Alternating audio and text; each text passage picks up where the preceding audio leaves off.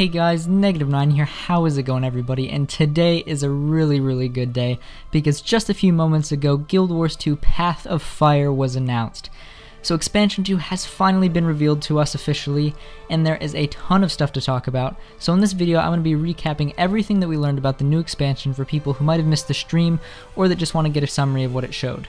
First things first though, let's roll the trailer because it is a really good one. Commander, there's something I have to tell you.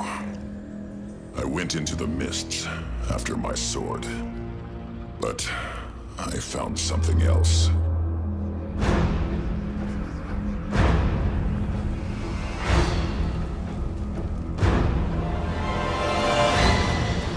Refugees are pouring in from Alona.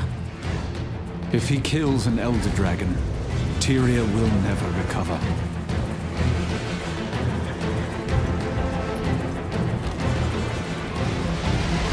They cannot stand in the glory of Balthazar's light.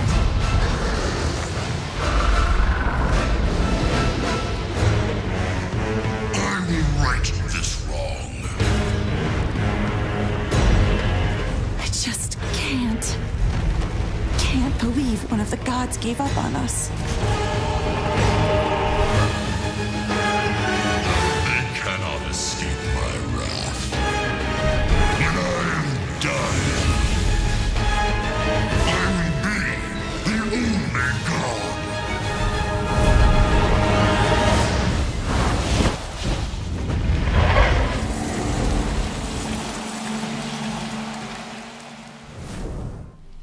Alright guys, please fasten your seatbelts and keep your arms and legs within the vehicle at all times because the hype train has officially taken off. Now there's a lot of cool stuff to talk about in that trailer. There's a lot of Balthazar in there, some amazing new zones, some awesome snippets of the new mounts, possibly the body of Glint, more later cubbing, and of course Casimir can't even. But I'm going to try to keep this video as short as possible because I could seriously be here all day talking about all the new information we got, but that will hopefully come in a couple later videos this week. So let's go over everything that you need to know about Guild Wars 2 Path of Fire. Go!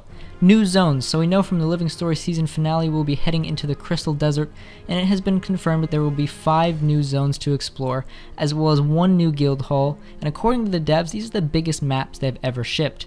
Now that's something we would have expected to hear, but it's still very exciting nonetheless. So far everything I've seen from the new zones looks absolutely gorgeous. Deserts are the one biome type that Guild Wars 2 has been lacking, and it looks like the Guild Wars 2 art team has done an amazing job as usual. What really stood out to me in particular though was the beautiful teal water and night skies that you can see several times in that trailer, and I think most of the trailer was probably filmed in only 1 or 2 of the early zones as well, so we can hope to see even more new scenery as we progress through the expansion.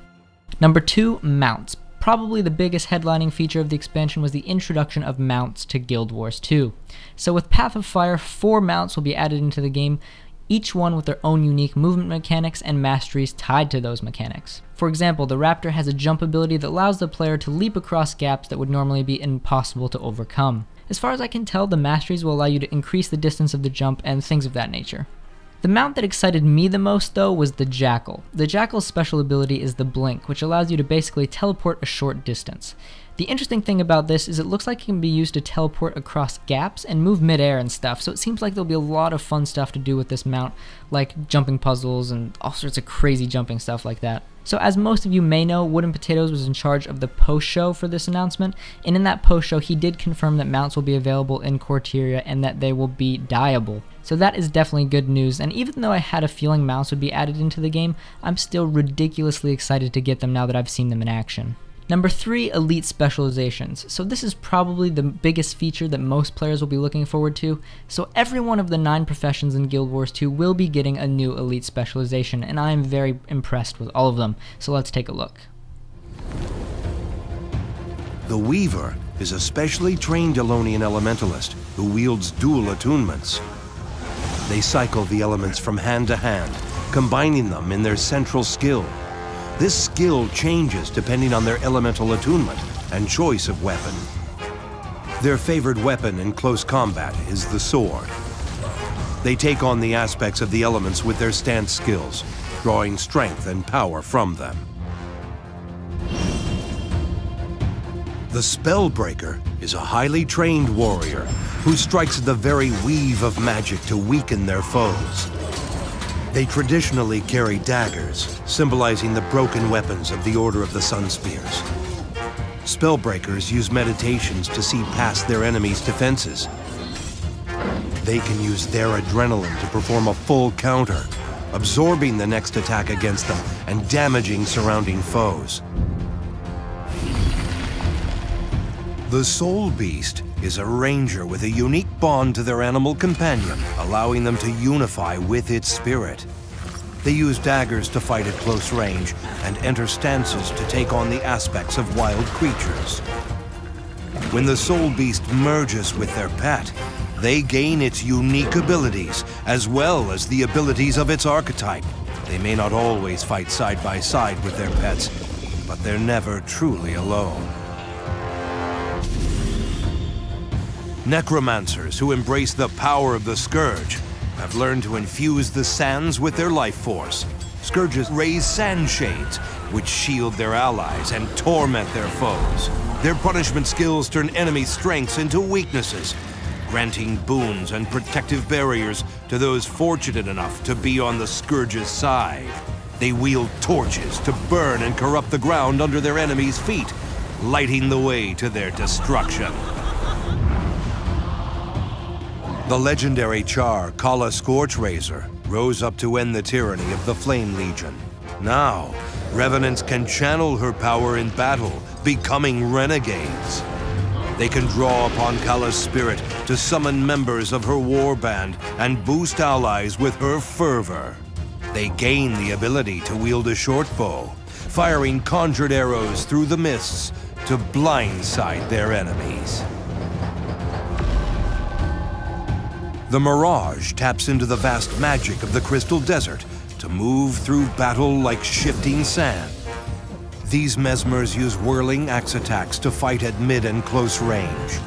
Their deception skills baffle enemies and create fragile constructs, which shatter when touched, creating Mirage cloaks to avoid enemy attacks instead of dodging away from them.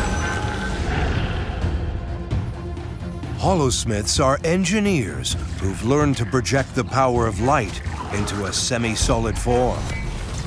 They supplement their technical genius by wielding swords. In their Photon Forge mode, they gain access to powerful new skills. Each skill generates heat, which can cause damage to them as the temperature rises. Their utility skills take advantage of this, gaining greater power when their heat level exceeds a threshold.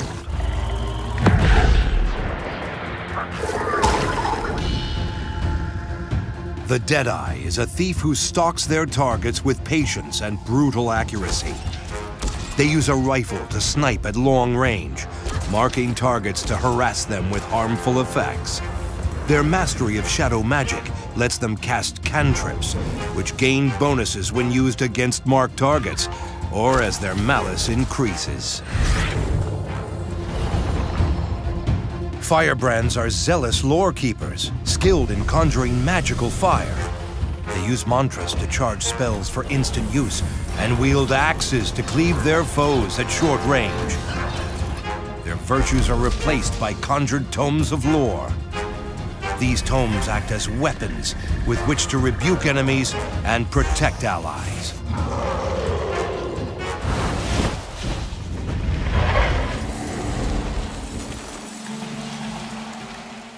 So that is very exciting stuff, and I'm personally a Guardian main, and I love Burn Guardian, so seeing that Firebrand is a lore-based specialization and it has a lot of fiery effects and stuff like that makes me really happy. I'm also really glad that I recently crafted the Flameseeker Prophecies, because that sort of fits with the theme of that spec now, so I'm really glad I managed to do that before this expansion was announced. So like I said, a lot of really great looking specs like the Spellbreaker, the Deadeye, the Weaver, the Soulbeast looks surprisingly good. There's a lot of stuff to talk about there, but I'm going to force myself to save this for another video, because otherwise I would seriously be here for way too long. Number 4, Bounties and Races. So wrapping up the known feature list are a couple of small features that they mentioned called Bounties and Races. So apparently they will be adding bounties to creatures that have been causing tremendous amounts of damage that you can hunt down and kill for increased rewards. This is a small feature, but I think it's a nice addition and a good way to create more organized champ trains and stuff like that. And the other feature they mentioned was races, and no, unfortunately not the Tengu, but races with your mounts. So again, this is not a huge feature, but I think small stuff like this really adds a lot of depth to the game, and it's only a good thing, and I'm really looking forward to racing my Jackal around the Crystal Desert now. Moving on to the final thing I want to talk about, which is the release date and pricing information, because these are two very big things that a lot of people had problems with when Heart of Thorns was released. So, Guild Wars 2 Path of Fire will release on September 22nd, 2017. So that is less than 2 months, guys. This is mind-blowing to me. Like, it's August right now, and we'll be fully releasing next month. This is an insane turnaround, and if everything goes smoothly, ArenaNet will have outdone every MMO in existence in terms of expansion turnaround. This release will come right after the finale of The Living World Season 3, which we had last week, and will supposedly lead us straight into Season 4. So, if this is how they do expansions from now on, I think we are in for some very, very exciting times in Guild Wars 2, ladies and gents. So you guys may be wondering about the price as well. There are 3 pricing options for Path of Fire: Standard, Deluxe, and Ultimate. Now the Standard plain old expansion will be $30 flat, and will include the Guild Wars 2 Path of Fire expansion and a max level boost. So pretty simple there, but I think $30 is a really fair price. The second pricing option, the Deluxe Edition, will be $54.99, a little bit of an odd number there, $55 basically, but that will include the Guild Wars 2 Path of Fire expansion, a max level boost, an additional character slot, an identity repair kit, a Spear Marshal's Presence, which I think, if I'm reading this tooltip right, is basically a new outfit that you can get in the expansion.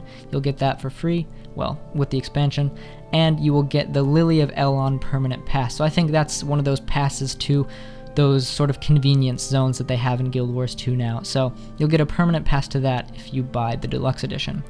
And the Ultimate Edition will be $79.99, so basically $80. It will include the Guild Wars 2 Path of Fire expansion, a max level boost, an additional character slot, an identity repair kit, a Spear Marshal's Presence outfit, the Lily of Elon permanent pass like the Deluxe Edition, and 4,000 gems. So as far as I can tell, the 4,000 gems is the only thing that you're getting out of the Ultimate Edition. And I don't know what the current conversions are with gems right now, but I don't know why they would add that. I would assume that you're getting discounted gems in that, but I don't even know. So the Ultimate Edition is a little bit odd to me. I feel like they should add, I really wish they did physical, like, collector's editions like they used to, with maybe some cool, I don't know, artwork, some little miniatures or something like that. But again, the whole point of this expansion, I think, seems to be accessibility and quick turnaround. So if you have to go manufacture a bunch of crap to put in a box, I'm assuming it would take longer to launch the expansion. So if that's the price we have to pay, I will gladly pay it. And if you pre-purchase before launch, you will receive 1 Sunspear weapon skin of your choice, a miniature Balthazar, and the title of Elonian Envoy. So that is if you pre-purchase before launch. So honestly, I think they did a good job with the pricing for this expansion. I'm pretty happy with everything. So that's pretty much it. They did mention, Mike O'Brien did mention that they would be having a free weekend to play the expansion, like I'm assuming a demo of it, next weekend. So let me just check my calendar here. That should be the 5th and 6th. I could be wrong. Double check that on the website. I will add that into the description as well. But there is a free weekend, and people who have never played Guild Wars 2 before will be included and will be allowed to play that preview as well. So if you've never played the game before and you want to see what our next expansion is going to be like, you'll be able to play a demo of it at least for free this upcoming weekend or the weekend after that. Again, I'll have to double check those. But yeah, sorry for the rambling, guys. You can tell I'm very excited. Guild Wars 2 Path of Fire is finally announced. It's a very exciting time to be a Guild Wars 2 player, and I hope you guys enjoyed this video. If you're interested in playing Guild Wars 2 for the first time, or if you just bought it, leave a comment, let me know what you think, and I have a lot of videos on my channel dedicated to helping new players get into the game. Now this will continue as Path of Fire gets closer and closer. It's only 2 months, guys. It's going to be a crazy 2 months. I'm going to be really busy between going back to school and trying to prepare for this expansion. So best of luck to all the other content creators out there. It's going to be a hectic month or so, but honestly, I wouldn't have it any other way. We're getting our second expansion.